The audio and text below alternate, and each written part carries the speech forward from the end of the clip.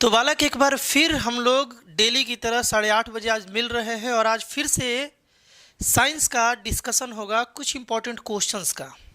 हमेशा की तरह आज भी जब ये वीडियो प्रीमियर हो रहा होगा हम लाइव चैट में देख रहे होंगे कि कितने बच्चे सही आंसर दे रहे हैं। तुम लोग खुद से भी एनालिसिस कर सकते हो कि तुम्हारा इम्प्रूवमेंट हो रहा है कि नहीं हो रहा है। एक बात थोड़ा ध्यान रखना ये है कि जल्दी बनाने से इम्पोर्टेंट है कि सही बनाया जाए, है ना।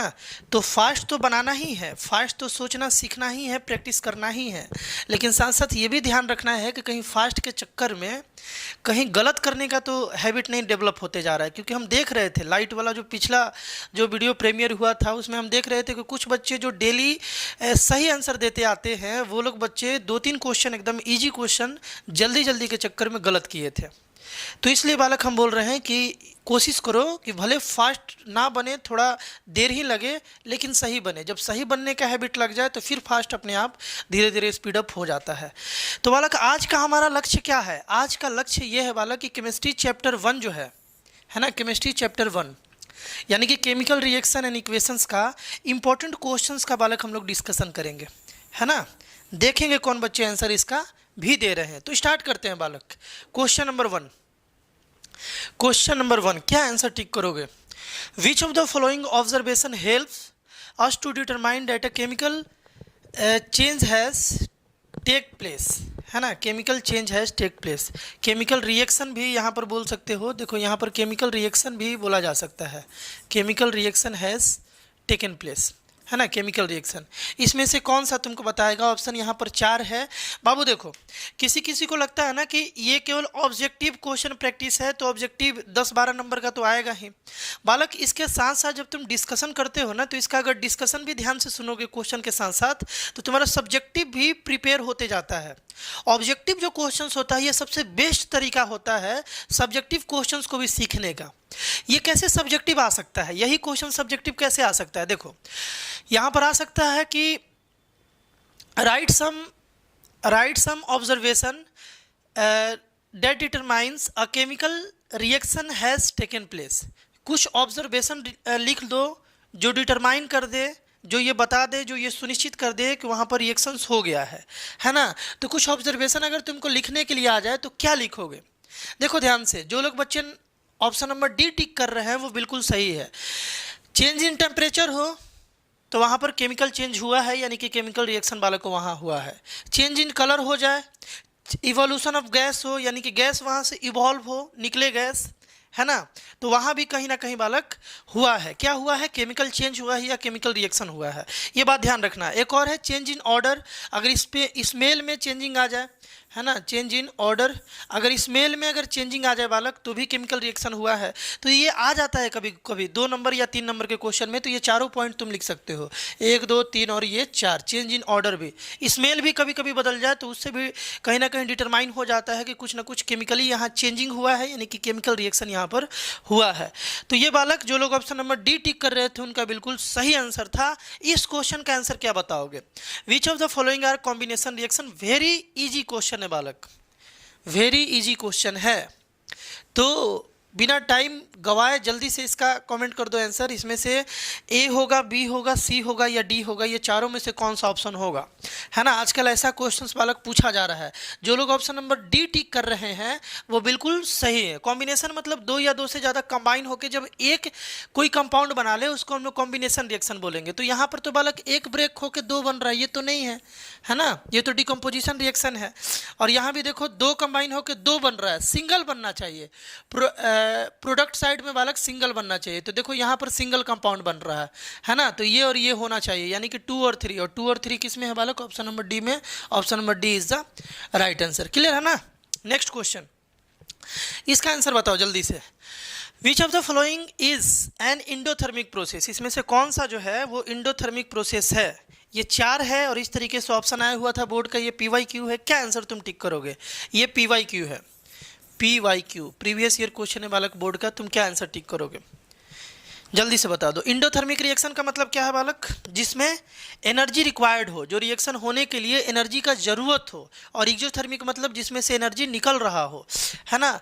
तो बालक तुमको बता दें कि जो लोग ऑप्शन नंबर डी अगेन टिक कर रहे हैं वही लोग सही हैं, है ना। देखो sublimation of dry ice, dry ice का मतलब क्या है, सॉलिड फॉर्म ऑफ CO2, है ना, solid form of CO2, solid form of CO2। Sublimation का मतलब डायरेक्ट सॉलिड से गैसियस स्टेट में, मतलब अगर CO2 को गैसियस स्टेट में जाना हो बालक, तुमको ध्यान रखना होगा कि इसके लिए 78 डिग्री सेल्सियस टेम्परेचर चाहिए होता है।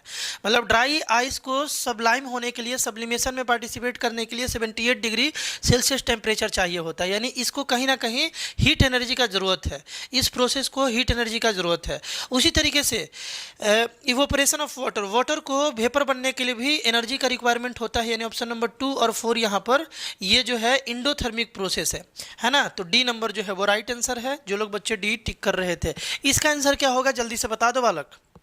क्वेश्चन है, in which of the following chemical equation the abbreviation represent the correct state of the reactant and product involve at reaction temperature, जल्दी से बताओ इनमें से कौन सा ऑप्शन सही है, तुम देख करके बता दो। जनरली यहाँ पर स्टेट का ध्यान रखना है, स्टेट किस रिएक्शन में प्रॉपरली लिखा गया है ना। बड़ा इजी रिएक्शन है, तुम लोग बता सकते हो, बहुत ही इजी रिएक्शन है ये तो, नॉर्मल रिएक्शन है, 7-8 से ही पढ़ते आ रहे हो कि जब हाइड्रोजन और ऑक्सीजन मिलता है तो वाटर बनता है। लेकिन इस क्वेश्चन में केवल स्टेट के बारे में ध्यान रखना है कि किस स्टेट में मिलता है और क्या बनता है, उसका स्टेट क्या होता है। जो लोग बालक ऑप्शन नंबर सी टिक कर रहे हैं वो लोग राइट हैं, बिल्कुल सही है। कैसे, देखो हाइड्रोजन गैसियस फॉर्म में और ऑक्सीजन गैसियस फॉर्म में, यानी कि हाइड्रोजन और ऑक्सीजन दोनों गैसियस फॉर्म में ही कंबाइन होते हैं, लेकिन जो प्रोडक्ट बनता है H2O वो लिक्विड फॉर्म में हो जाता है, यानी कि यहाँ पर L फॉर लिक्विड हो गया, ये गैस और ये गैस, ये option number C is the right answer.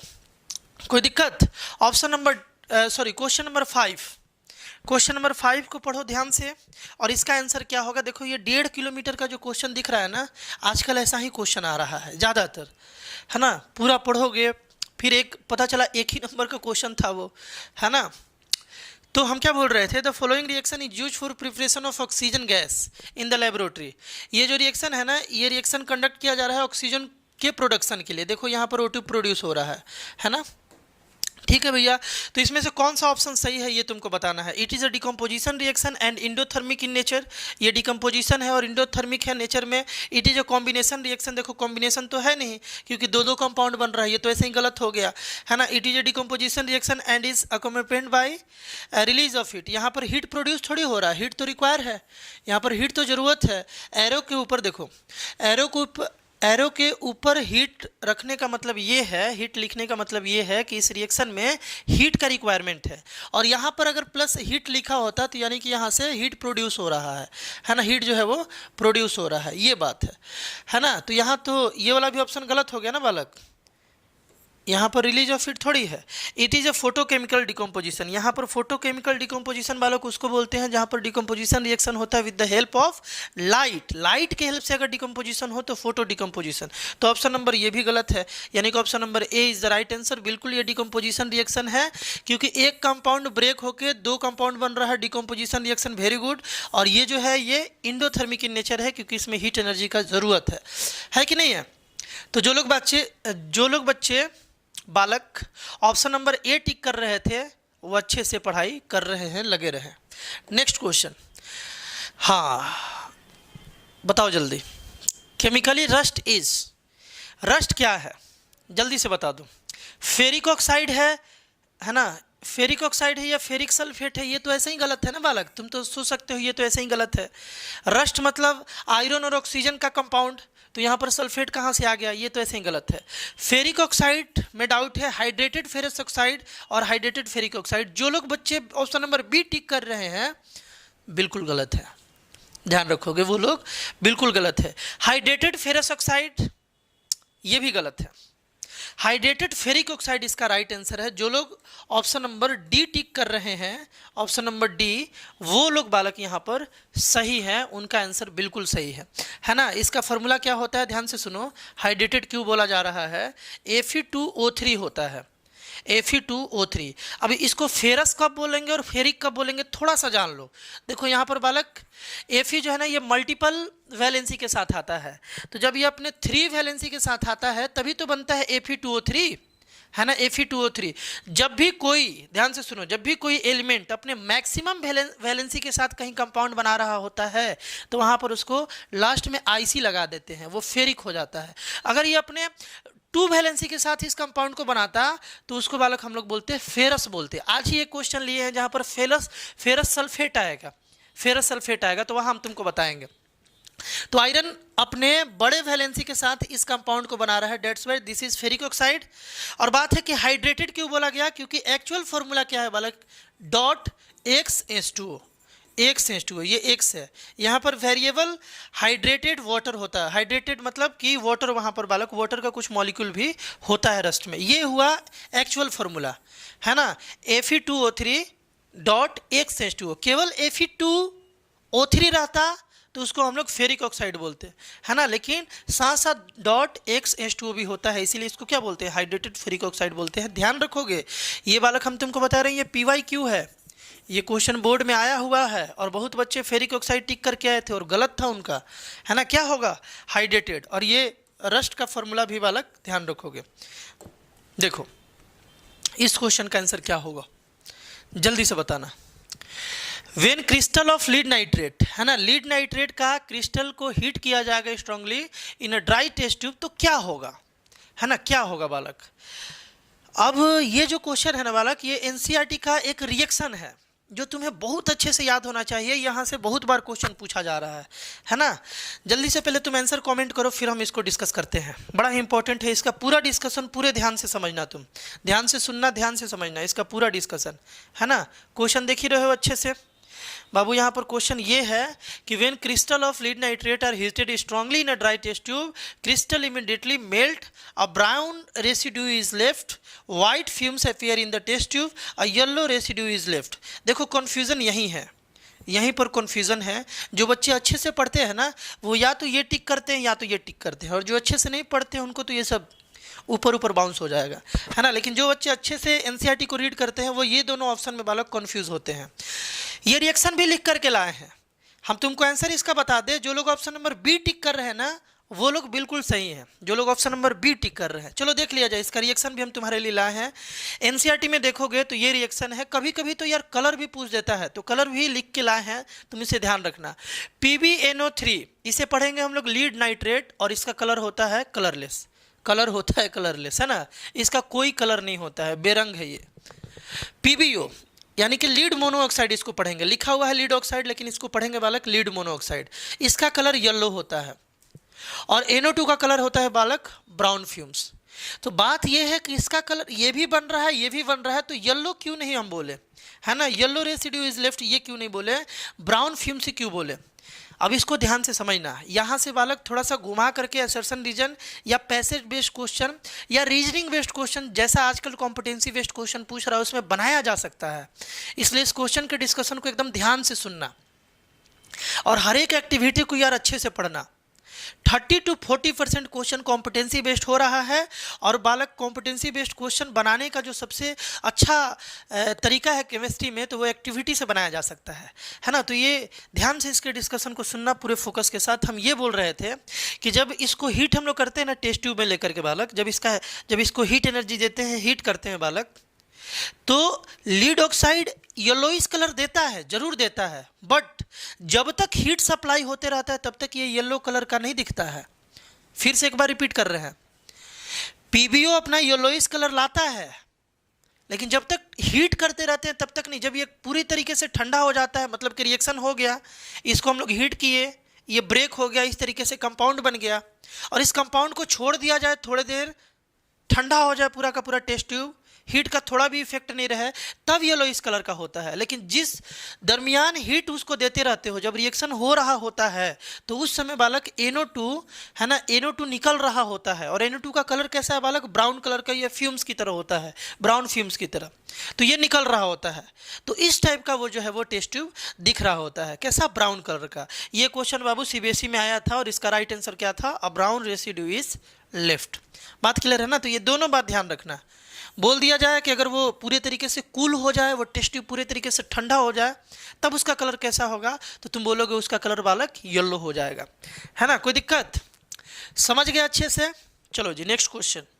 Next question, अरे यार नेक्स्ट क्वेश्चन, इसको ध्यान से देखो और बहुत ही आसान क्वेश्चन है, जल्दी से इसका आंसर बता दो। In which of the following heat energy is evolved, evolve मतलब हीट वहां से निकलेगा, इसमें से कौन सा रिएक्शन होगा, है ना, मतलब इनमें से चारों ऑप्शन में से ऐसा क्या होगा जिसमें से हीट इवॉल्व होगा, हीट निकलेगा। एलपीजी का जलना, डिसोल्यूशन ऑफ NH4Cl, है ना, अमोनियम क्लोराइड का इन्वर्टर, इलेक्ट्रोलाइसिस ऑफ वाटर मतलब वाटर को ब्रेक करना with the help of electricity, decomposition of AgBr in the presence of sunlight. देखो डिकम्पोजिशन रिएक्शन में हीट का जरूरत पड़ता है, एनर्जी का जरूरत पड़ता है, तो ये तो इंडोथर्मिक हो गया, है ना। लेकिन बोला जा रहा है हीट इवॉल्व यानी एक्सोथर्मिक का बात किया जा रहा है, हीट निकलना। जो लोग ऑप्शन नंबर ए टिक कर रहे हैं उनका बिल्कुल सही है, बर्निंग ऑफ एलपीजी। एलपीजी को जब हम लोग बर्न करते हैं तो वहाँ से हीट इवॉल्व होता है और उस एनर्जी का बालक हम लोग यूज करते हैं अपने डिफरेंट पर्पसेस के लिए।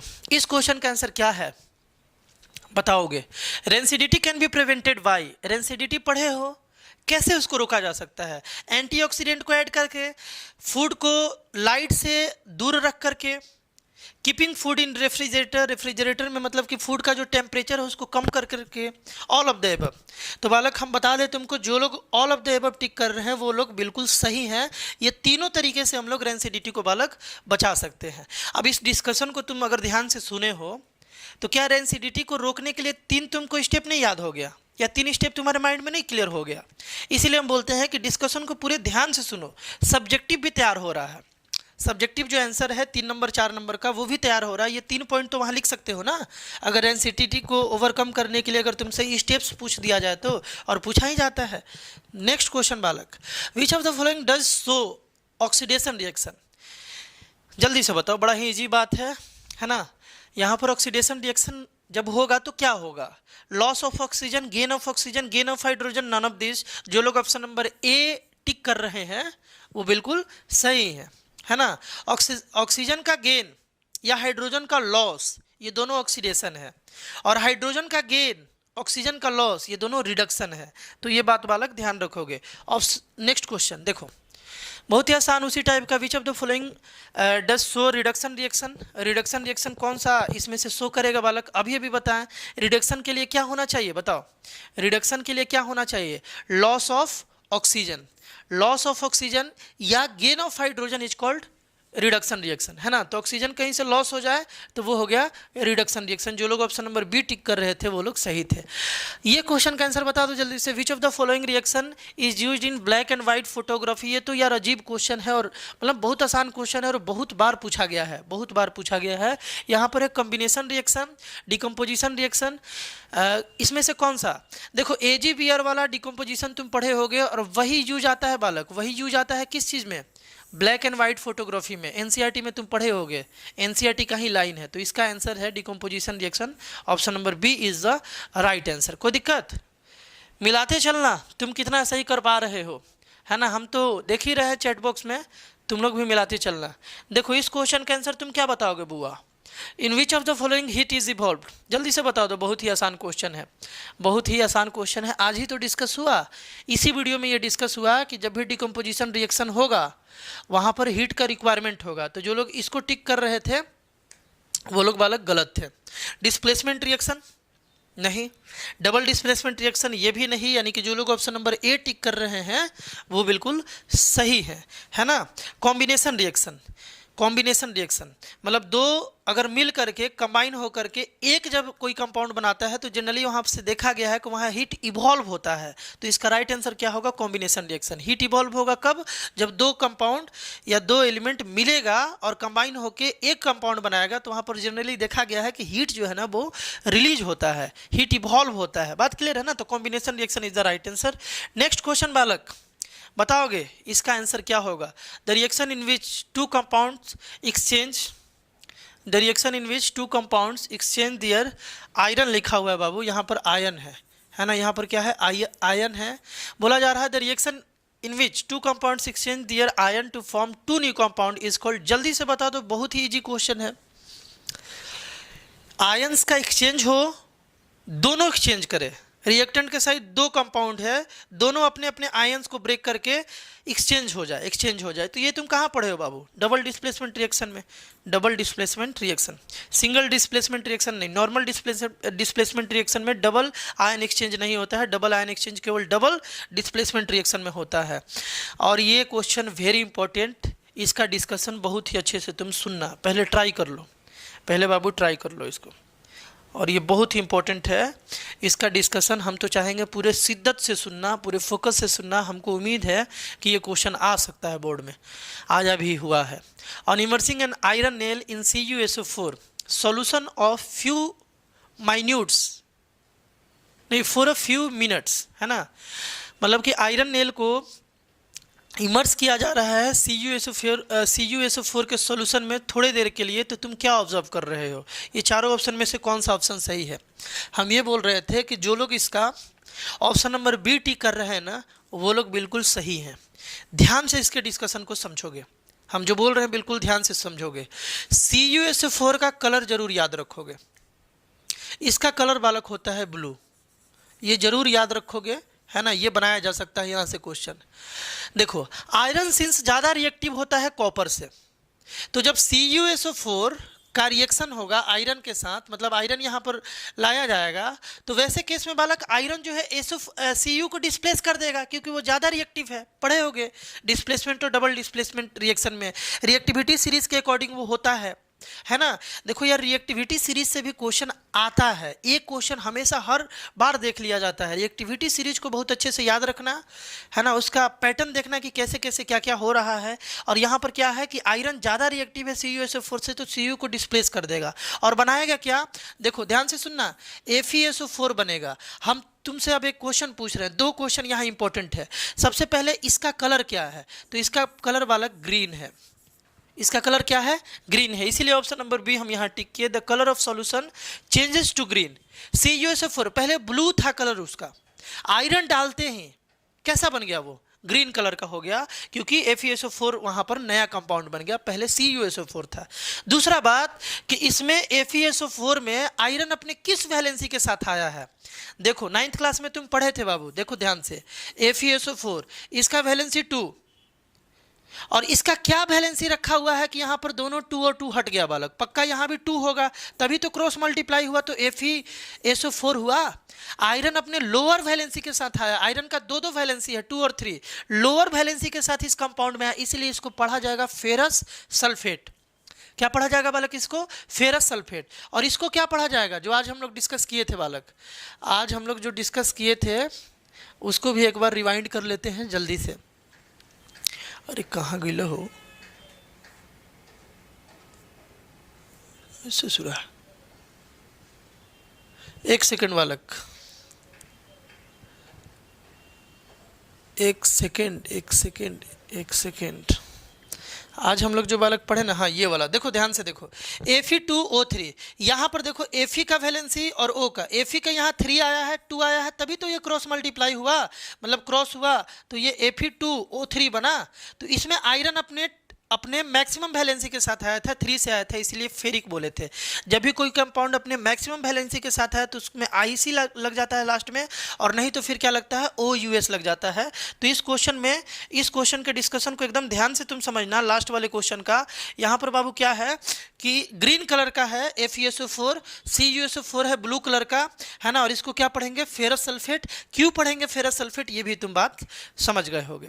तो बालक आई होप इस टाइप का जो डिस्कशन हो रहा है, कमेंट करके जरूर आज बताना कि ये तुम्हारे लिए बेनिफिशियल है कि नहीं है। क्या तुमको इससे बेनिफिट कुछ लग रहा है कि नहीं लग रहा है? एक बार कमेंट करके जरूर बताओगे, है ना। और इसमें कुछ और तुम्हारा कुछ सजेशन हो कि ऐसे होता तो और अच्छा होता हम लोगों का तैयारी, तो जरूर बताना। हम तो अपने पॉइंट ऑफ व्यू से जितना भी चेंज लाना होता है, जब भी ऐसा कुछ क्रिएटिव आइडिया आता है, हम उसको इम्प्लीमेंट जरूर कर देते हैं। लेकिन फिर भी तुम लोग कुछ सजेस्ट करो कि किस टाइप का क्वेश्चन प्रैक्टिस करवाया जाए, क्या करवाया जाए, कहाँ तुमको फंस रहे हो, कहाँ हार्ड लग रहा है तुम्हें, है ना। तुम भी थोड़ा सा सैम्पल पेपर वगैरह जो है उस पर ध्यान रखो। सितंबर में तुम्हारा सैम्पल पेपर बोर्ड रिलीज करेगा और उसी के अनुसार फिर तैयारी को आगे फॉरवर्ड करना होगा। ऑलमोस्ट ऐसा गेस किया जा रहा है, जिस तरीके से रिसेंट में सीबीएसई के चेयरमैन बताएं कि लगभग 40 to 50% क्वेश्चन इस बार कॉम्पिटेंसी बेस्ड होगा। 50% क्वेश्चन नॉर्मली जैसे पहले आता था वैसे आएगा, और 50% क्वेश्चन जो है बालक वो कैसा आएगा, कॉम्पिटेंसी बेस्ड सोशल में भी आएगा, है ना। साइंस मैथ्स में तो पहले से भी आता था, साइंस में पहले से भी आता था, सोशल में भी आएगा। तो बाबू तुम सोशल को भी बहुत ही अच्छे से, ध्यान से, पूरे फोकस से, और जो है मतलब उसका कॉन्सेप्ट समझने का कोशिश करना हर एक चैप्टर का। किसी भी चीज़ को कहीं कहीं रटना तो जरूर है, लेकिन रटने के साथ साथ क्यों हुआ, कैसे हुआ, ये भी बालक ध्यान रखना है कि नहीं है। तो मिलते हैं बालक डेली 8:30 PM में, कल भी मिलेंगे। मिलते हैं नेक्स्ट वीडियो में बालक, बाय।